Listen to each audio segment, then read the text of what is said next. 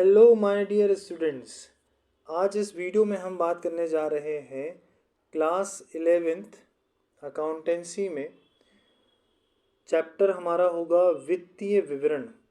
ठीक है, वित्तीय विवरण।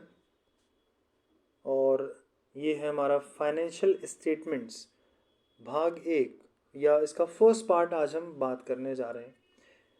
चलिए तो शुरू करते हैं। सबसे पहले हम जानेंगे कि ये जो शब्द है यहाँ पर वित्तीय विवरण, ये है क्या।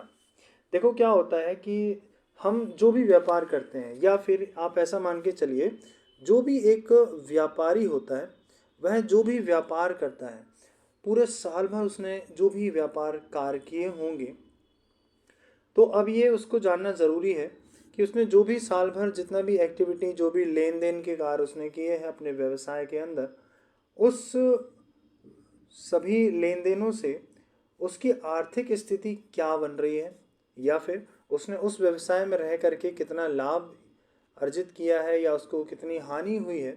इन सभी चीज़ों की जानकारी के लिए वह बनाएगा वित्तीय विवरण, या फिर फाइनेंशियल स्टेटमेंट को वह बनाएगा। इसके अलावा ये जो होता है वित्तीय विवरण, ये एक निश्चित अवधि पर बनाया जाता है। निश्चित अवधि मतलब क्या होता है कि यहाँ पर कोई एक स्पेसिफिक या एक निश्चित यहाँ पर कोई डेट होती है, उस डेट पर ही इसको बनाया जाता है।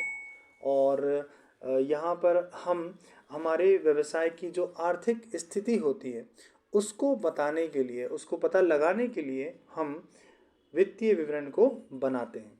अच्छा, इसके अलावा इसको हम अंतिम खाते के नाम से भी जानते हैं। और अंतिम खाते इसलिए कहा जाता है इसको क्योंकि ये वर्ष के अंत में बनाए जाते हैं, इसलिए इसको अंतिम खाते भी कहा जाता है। वित्तीय विवरण तीन चीज़ों को मिला करके तैयार होता है। सबसे पहली चीज़ यहाँ पर होती है व्यापार खाता। ठीक है, इसके बाद दूसरा जो यहाँ पर आता है वो होता है लाभ हानि खाता। लाभ हानि खाता।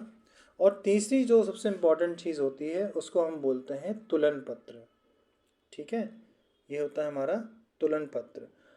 इंग्लिश में यदि बोला जाए तो व्यापार खाता हमारा ट्रेडिंग खाता होता है, लाभ हानि मतलब हमारा प्रॉफिट एंड लॉस अकाउंट कहलाएगा, और तुलन पत्र जो होगा वो हमारा कहलाएगा बैलेंस शीट। इन तीनों को यदि कंबाइन कर लिया जाए तो कलेक्टिवली इनको कहा जाएगा फाइनेंशियल स्टेटमेंट या फिर वित्तीय विवरण।